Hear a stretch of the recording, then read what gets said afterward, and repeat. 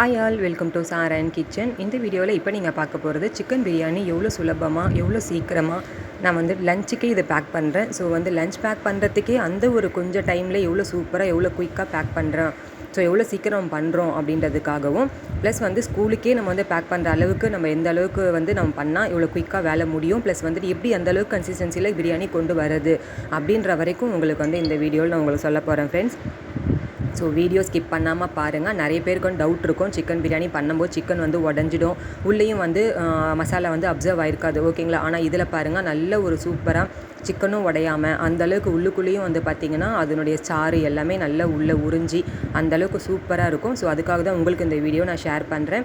நான் சொன்ன மாதிரி இது வந்து ஸ்கூலுக்கு லஞ்சுக்கு பசங்களுக்கு பேக் பண்ணுறேன். ஸோ அதுக்காக கொஞ்சமாக எடுத்து ஆற வச்சுட்டு லஞ்ச் பேக் பண்ணுறதுக்காக ரெடி பண்ணிகிட்டு இருக்கிறது. ஸோ எந்த அளவுக்கு ஸ்கூலுக்கே பேக் பண்ணுற அளவுக்கு நம்ம எவ்வளோ குயிக்காக பண்ணுறோம், அதாவது தம் பிரியாணி தம் பண்ணுறேன். இது நான் எப்படி பண்ணோன்றதை வாங்க பார்க்கலாம். இதுக்கு வந்து 2 பெரிய வெங்காயம் நறுக்கி எடுத்துக்கோங்க. 3 தக்காளி நீங்கள் சூஸ் பண்ணிக்கோங்க, நல்லா கொஞ்சம் பழமாக இருக்கிறதா பார்த்து எடுத்துக்கோங்க. 4 பச்சை மிளகாய் எடுத்துக்கோங்க. காரம் வேணுன்னா இன்னும் நீங்கள் ஆட் பண்ணிக்கலாம்.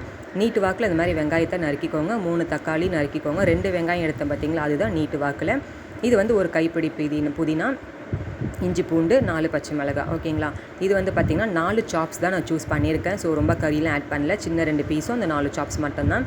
இதுக்கு வந்து நம்ம எப்போ போல் தாளிப்புக்கு பட்டை 2 சின்ன துண்டு பட்டை, கிராம்பு, பட்டை இலை இதெல்லாமே ஆட் பண்ணுவோம் பார்த்தீங்களா. அந்த மாதிரி உங்களுடைய ஃப்ளேவருக்கு ஏற்ற மாதிரி நீங்கள் வந்து இதில் சின்னமோம் சொல்லுவோம் பார்த்தீங்களா, அதாவது சின்னமும் பட்டெல்லாம் ஆட் பண்ணிவிட்டேன். இது வந்து கார்டமோம் வந்துட்டு உங்களுக்கு ஏலக்காய் ஃப்ளேவர் நிறைய பேருக்கு பிடிக்காது, பிடிச்சா நீங்கள் ஆட் பண்ணிக்கோங்க. ஸோ என் பசங்களுக்கு பிடிக்காதனால நான் ஆட் பண்ணல. அது வரைக்கும் மட்டும் எண்ணெயில் கொஞ்சமாக ஃப்ரை பண்ணிக்கோங்க. எண்ணெய் வந்து பார்த்திங்கன்னா கொஞ்சம் தாராளமாக விட்டுக்கோங்க, ஏன்னா வந்து வெங்காயம் வதங்குற வரைக்கும். ஸோ நான் வந்து பச்சை மிளகாய் நான் கீரலை, ஏன்னா அதுவே வந்து உங்களுக்கு குழஞ்சிடும், அதுக்காக நீட்டாகவே அப்படியே போட்டுட்டேன் ஃபுல்லாகவே. இது கூடவே இப்போ நறுக்கி வச்சுருந்த வெங்காயம் 2 வெங்காயத்தை ஃபுல்லாகவே நறுக்குனதை ஆட் பண்ணிக்கோங்க.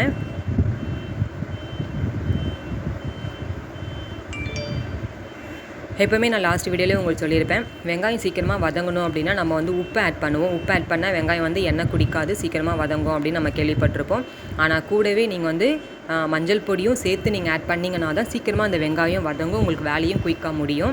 ஸோ பார்த்திங்கன்னா இப்போ நான் ஆட் பண்ண சால்ட்டு வந்து ஹோல் பிரியாணிக்கே, நான் அதுக்கப்புறம் ஆட் பண்ணலை. ஸோ அதுக்கேற்ற மாதிரி உங்களுக்கு போட முடிஞ்சது, ஃபஸ்ட் டைமே உங்களால் அளவு தெரியும் அப்படின்னா ஆட் பண்ணிக்கோங்க. இல்லை பாதி அளவு நீங்கள் போட்டுட்டு எந்த டைமில் மீதி பேலன்ஸ் ஆட் பண்ணுன்றதையும் உங்களுக்கு நான் சொல்கிறேன் பாருங்கள்.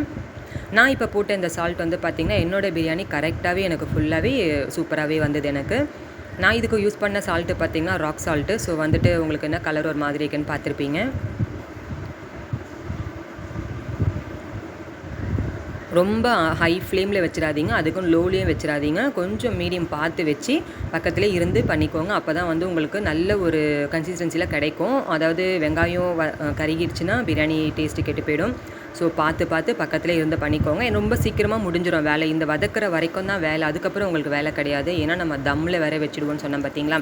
ஸோ தம்க்கு நான் என்ன ப்ராசஸ்லாம் பண்ணன்றதையும் உங்களுக்கு ஃபுல்லாக சொல்கிறேன், ஸ்கிப் பண்ணாமல் பாருங்கள். நான் சொன்ன மாதிரி மஞ்சத்தூள் போட்ட உடனே பார்த்திங்கன்னா நல்லாவே சீக்கிரமாக உங்களுக்கு வதங்கி வந்துடும். இப்போ பார்த்திங்கன்னா நல்லாவே வெங்காயம் வதங்கி கலர் உங்களுக்கு சேஞ்சஸ் தெரியும் பாருங்கள். இந்த டைமில் தக்காளி நம்ம நறுக்கி வச்சுருந்த 3 தக்காளியை மட்டும்தான் நான் ஆட் பண்ணுறேன். குட்டி தக்காளி தான் நான் எடுத்திருந்தேன்.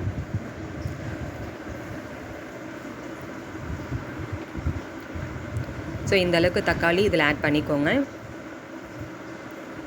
நிறைய பேர் பார்த்திங்கன்னா பிரியாணி வந்துட்டு நான் செஞ்சேன், ஆனால் நிறைய வந்து அது வந்து பிரியாணி ஃப்ளேவர்லேயே இல்லை, அதாவது தக்காளி சாதம் மாதிரி அப்படி போயிடுச்சு. ப்ளஸ் வந்துட்டு சாப்ஸ் வந்து அந்த கறி வந்து ஃபுல்லாக அதனுடைய சாறு ஊறலை, ஒரு மாதிரி தண்ணியில் வேக வச்ச மாதிரி இருந்தது அப்படின்னு நிறைய பேர் என்கிட்ட சொல்லியிருக்காங்க.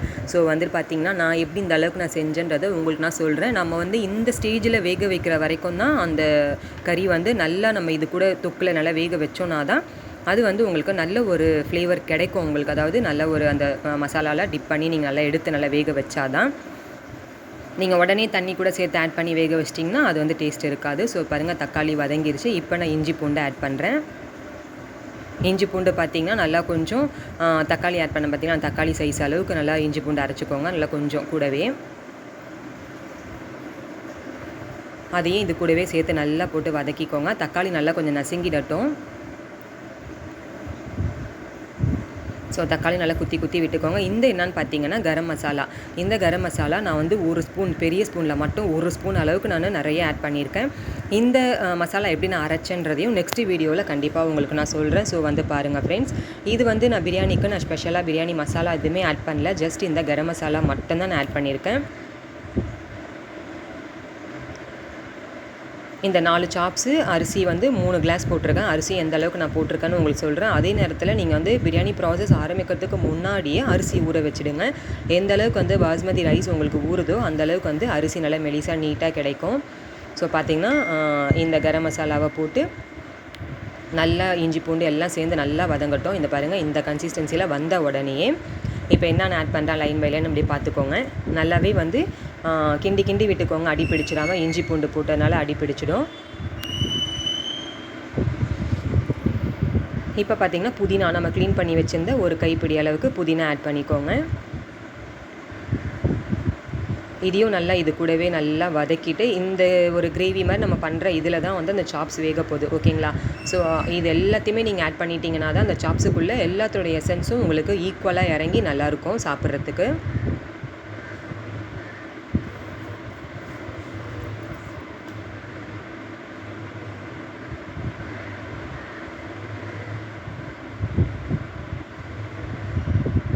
இந்த மாதிரி தக்காளியும் வந்து நல்லா கொஞ்சம் குத்தி விட்டு உடச்சி நல்லா கிண்டிக்கோங்க. ஸோ இப்போ புதினா வரைக்கும் நல்லா போட்டு மிக்ஸ் பண்ணிட்டோம். புதினா ஃப்ளேவர் நல்லா இறங்கிடுச்சு. இந்த டைமில் தயிர் பார்த்திங்கன்னா 2 ஸ்பூன் அளவுக்கு தான் நான் தயிர் ஆட் பண்ணியிருக்கேன். அதாவது நான் ஸ்பூன் வந்து கொஞ்சம் பெரிய ஸ்பூன் எடுத்திருக்கேன். அந்த பெரிய ஸ்பூனில் சின்ன ஸ்பூன் எடுத்துக்காதீங்க. நல்லா வந்து பெரிய ஸ்பூனாக இருக்கிற அந்த ஸ்பூனில் 2 ஸ்பூன் அளவுக்கு தயிர். ஸோ தயிரோடு இந்த மசாலா எல்லாம் சேர்ந்து ஆட் ஆகட்டும். இப்போ பார்த்தீங்கன்னா ஒரே ஒரு லெமன் எடுத்திருக்கேன். அதாவது ஃபுல் லெமன், ஒரு லெமன் அப்படியே ஃபுல்லாகவே இந்த ஜூஸ் ஆக்கியிருக்கேன். இது வந்து தயிர் யூஸ் பண்ண அதே பவுல்லையே அப்படியே கட் பண்ணி அப்படியே எடுத்துட்டேன். ஸோ அது வந்து உங்களுக்கு காட்ட முடியல. இது ஆட் பண்ணது பார்த்திங்கன்னா ஒரு லெமன். ஓகேங்களா? லெமன் 1 ஃபுல்லாக ஆட் பண்ணி நல்லா இந்த அளவு கிண்டி விட்டுக்கோங்க. நான் வந்து பச்சை மிளகா 4 தான் ஆட் பண்ணியிருக்கேன். என் குழந்தைங்க காரம் எடுத்துக்க மாட்டாங்க. அதுக்காக நீங்கள் வேணால் கூடுதலாக இந்த டைம்லேயே வந்து ப்ளெயின் சில்லி பவுடர் இருக்குது பார்த்திங்களா, அதை ஆட் பண்ணிக்கலாம். அதாவது சாப்ஸை போடுறதுக்கு முன்னாடி உங்களுக்கு காரம் அடிஷ்னலாக வேணும் அப்படின்னா நான் வந்து போதும் காரம்னு சொல்லிட்டு அது கூடயே ஸ்கிப் பண்ணிட்டேன். இப்போ பார்த்தீங்கன்னா இந்த சாப்ஸை இது கூட சேர்த்து நல்லா வந்து மிக்ஸ் பண்ணி ஒரு 10 நிமிஷம் வேக விடணும். இது வேகிற இந்த டைமில் நம்ம தண்ணி ஆட் பண்ணல பார்த்திங்கன்னா, தண்ணி எதுவுமே ஆட் பண்ணாதீங்க. நான் பண்ணுற அதே சேம் ப்ராசஸ் அப்படியே பண்ணுங்கள். இது வந்து நல்லா சாப்ஸை இந்த மசாலாவோட நல்லா சேர்த்து கிண்டிட்டு ஒரு 10 to 15 நிமிஷம் கூட வேக வச்சுடுங்க. ஏன்னா அரிசி வந்து உங்களுக்கு ஒரு 2 விசிலில் வெந்துடும். ஓகேங்களா? ஸோ வேகிறது பார்த்திங்கன்னா சாப்ஸு இந்த டைமில் வேகிறது தான். நான் பாருங்கள் ஒரு வாட்டிக்கும் மூடி போட்டு இங்கே பாருங்கள் அந்த எண்ணெயெல்லாம் திரிஞ்சு தனியாக வந்திருக்கு பார்த்திங்களா, அந்த எண்ணெயெல்லாம் அதோட பிரிஞ்சிருச்சு. ஓகேங்களா? பிரிஞ்சு வந்த அளவுக்கு நல்லா வந்து கிரேவி நல்லா சூப்பராக உங்களுக்கு குக் ஆயிடுச்சுன்னு அர்த்தம். ஆனால் நம்மளுக்கு கறி வேகணும் பார்த்திங்களா. ஸோ இது கூட நல்லா பெரட்டி விட்டு கறியை வேக வச்சு எடுத்துக்கோங்க.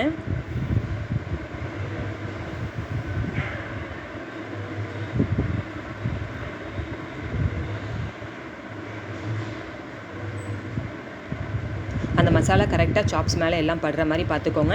இதில் வந்து பார்த்திங்கன்னா நான் குக்கரில் மேலே கேஸ் கட்டும் போடலை, விசிலும் போடல. ஓகேங்களா? ஸோ எதுவுமே ஆட் பண்ணாமல் ஜஸ்ட் அப்படியே மூடி மட்டும் வைக்கணும். ஏன்னா மூடி வச்சோன்னா தான் உள்ளே இருக்கிறது சீக்கிரமாக வேகும். அதுக்காக இப்போ அரிசி பார்த்திங்கன்னா நான் வந்து எந்த கிளாஸில் நான் மெஷர் பண்ணுன்றதையும் சொல்கிறேன் பாருங்கள். அதே சேம் கிளாஸில் தான் நீங்கள் வந்து அரிசி தண்ணி ஆட் பண்ணிக்கணும். ஸோ ஃபஸ்ட்டு அதை ஊற வச்சுட்டேன், அதுக்காக உங்களுக்கு காட்டுறேன். அந்த மாதிரி நீங்கள் முன்னாடி ஊற வச்சிடணும் அப்படின்றதுனால. அதுக்கு நடுவில் இதை மறந்துடாதீங்க, அப்பப்போ கிண்டி விடுங்க. அடி பிடிச்சிச்சினாலும் டேஸ்ட்டு மாறிடும். இங்கே பாருங்கள், அடியே பிடிக்காமல் கரெக்டாக இருக்குது பார்த்திங்களா.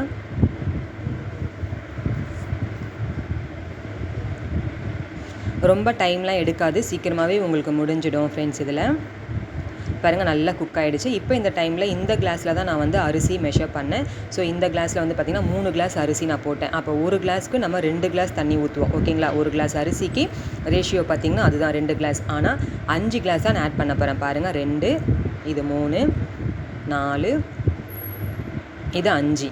ஓகேங்களா? 5 டம்ளர் தான் நான் யூஸ் பண்ணுறேன். நான் 3 டம்ளர் தான் நான் அரிசி போட்டேன். ஓகேங்களா? ஆல்ரெடி நம்ம கிரேவிலே பார்த்திங்கன்னா அது ஒரு கிளாஸ் அளவுக்கு நம்மளுக்கு வந்து ஈரப்பாத தண்ணி இருக்குது. ஓகேங்களா? ஸோ 5 கிளாஸஸ் தான் நான் தண்ணி ஆட் பண்ணியிருக்கேன், பார்த்துக்கோங்க. இது வந்து பார்த்திங்கன்னா பாஸ்மதி அரிசியில் நான் பண்ணுறது.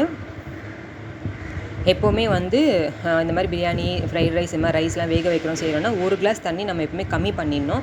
ஆனால் கறிக்கு வந்து கொஞ்சம் அடிஷ்னலாக ஊற்றணும். ஆனால் நம்மளுக்கு என்ன பண்ணோம், கீழே கிரேவிக்கு கரெக்டான ஒரு இது லெவலில் இருந்ததுனால அரிசிக்கான தண்ணி மட்டும் தான் நான் ஊற்றிருக்கேன். இந்த பாருங்கள், அரிசி ஊற வச்சுருக்கேன். கழுவும் போது எப்போவுமே மேலேருந்து கீழே இந்த மாதிரி எடுத்து கழுவிக்கோங்க.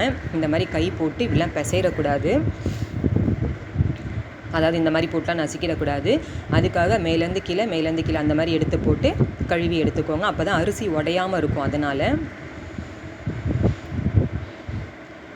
இந்த அரிசி கழுவின தண்ணியெல்லாம் நான் வந்து ஒரு டப்பில் சேவ் பண்ணுறேன். இது எதுக்குன்னு உங்களுக்கு அதுக்கப்புறம் ஒரு வீடியோலையும் சொல்கிறேன். ஏன்னா டெரஸ் கார்டன் வச்சுருக்கேன் பார்த்தீங்களா, அதுக்கு வந்து நான் ஊற்றுவேன். அதுக்காக ஒரு டப்பில் இந்த மாதிரி வந்து நான் ஆட் பண்ணி வச்சுப்பேன். இது எல்லாமே ஒரு வீடியோ உங்களுக்கு கார்டன் பற்றி நான் போடுவேன் பார்த்தீங்கன்னா. இந்த சேனல்லே கார்டனும் கிச்சனும் சேர்த்து தான் நான் போட்டிருக்கேன்.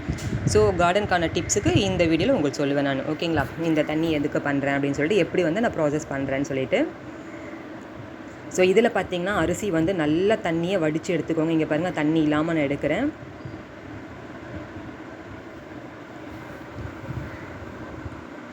அதுக்கு நடுவில் குக்கரில் நம்ம வச்சுருந்தது நல்லா தண்ணி கொதிக்கணும். இப்போ பாருங்கள், தண்ணியே இல்லாமல் நல்லா ட்ரையாக எடுத்துக்கிட்டோம். இப்போ நல்லா கொதி வரணும். கொதி வந்ததுக்கப்புறம் தான் இது நம்ம போட போகிறோம், அரிசி ஆட் பண்ண போகிறோம். அதுக்கு நடுவில் தம்முக்காக நான் வந்து இந்த தோசைக்கல்லை நல்லா திக்கான தோசைக்கல் தம் பண்ணுறதுக்காகவே நான் வாங்கி வச்சுருக்கேன். இப்போ இந்த தோசைக்கல் மேலே அந்த குக்கரை தூக்கி அப்படியே வைக்க போகிறோம். இது ஹீட்டுங்க பார்த்தீங்களா, ஹீட்டு ஏறிடுச்சு. இப்போ ஸ்லோ பண்ணிக்கோங்க. இதே அளவு ஸ்லோலியே அப்படியே இருக்கணும். இந்த சைடில் தண்ணியும் கொதிச்சிருச்சு. ஸோ நான் பண்ண மாதிரி எப்படி ப்ராசஸ் நான் பண்ணுறன்றதை பார்த்துக்கோங்க. அப்போ தான் சீக்கிரமாக உங்களுக்கு வேலையும் முடியும். இதில் பாருங்கள், தண்ணி நல்லா கொதித்த உடனே அரிசி ஆட் பண்ணிவிட்டேன். ஸோ கீழேருந்து மேலே அப்படி தான் அள்ளி போடணும், பார்த்துக்கோங்க. போட்டு கிண்டி உடச்சிடாதீங்க. அரிசி வந்து கீழேருந்து மேலே இந்த மாதிரி ஒரு 4-5 வாட்டி கிண்டிட்டிங்க அப்படின்னா அந்த மசாலா எல்லாம் சேர்ந்து நல்லா மிங்கிள் ஆகிடும். இப்போ பாதி அளவு நம்மளுக்கு வேகணும். ஓகேங்களா, ஸோ இதே குக்கர்லேயே அப்படியே தனியாகவே அப்படியே இருக்கட்டும். இப்போ பார்த்திங்கன்னா ஓரளவுக்கு வெந்திருக்கு. தண்ணி இன்னும் இருக்குது பார்த்தீங்களா. இந்த ஸ்டேஜில் நம்ம வைக்க வேணாம், இன்னும் கொஞ்சம் நேரம் வெயிட் பண்ணுவோம். திரும்ப அதே மாதிரி கீழேருந்து மேலே பிரட்டி எடுத்துக்கோங்க.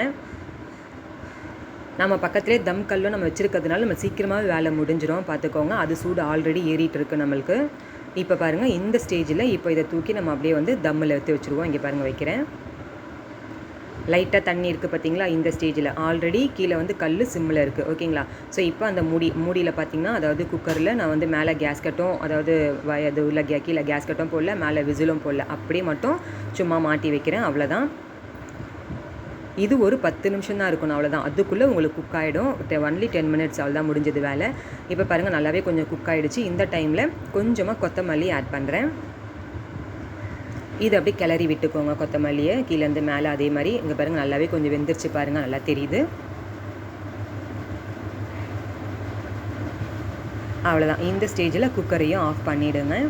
முடிஞ்சிடுச்சு நம்மளுக்கு ஆல்மோஸ்ட்டு. இது கொஞ்சம் நேரம் அந்த ஈரப்பதம் எப்படின்னா உங்களுக்கு அது ட்ரை ஆகிற வரைக்கும், அதாவது சூடாக இருக்கனால அப்படி தெரியும் உங்களுக்கு.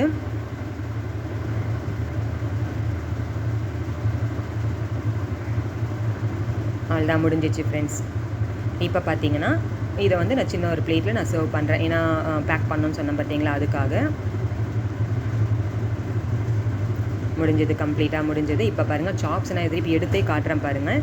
எந்த அளவுக்கு உடையாமல், எந்த அளவுக்கு வந்துட்டு அது உள்ளேயும் வந்து உங்களுக்கு மசாலா இறங்கியிருக்கு அப்படின்றத பாருங்கள். இது வந்து கூடவே சைடிஷ் வந்து நான் குக்கும்பர் தயிர் ஆட் பண்ணி கொடுப்பேன் எப்போவுமே என் குழந்தைங்களுக்கு. அதுக்காக சைடிஷ் இது மட்டும் போதும் ஸ்கூலுக்கு பேக் பண்ணுறதுனால அப்படின்னு.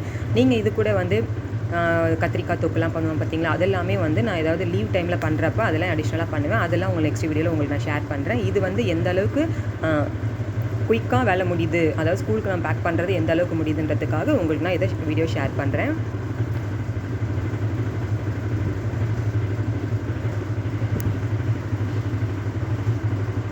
நான் சொன்ன மாதிரி என்னோடய சேனல் இப்போ தான் ஃபர்ஸ்ட் டைம் பார்க்குறீங்கன்னா மறக்காமல் சப்ஸ்கிரைப் பண்ணிக்கோங்க. தேங்க்யூ.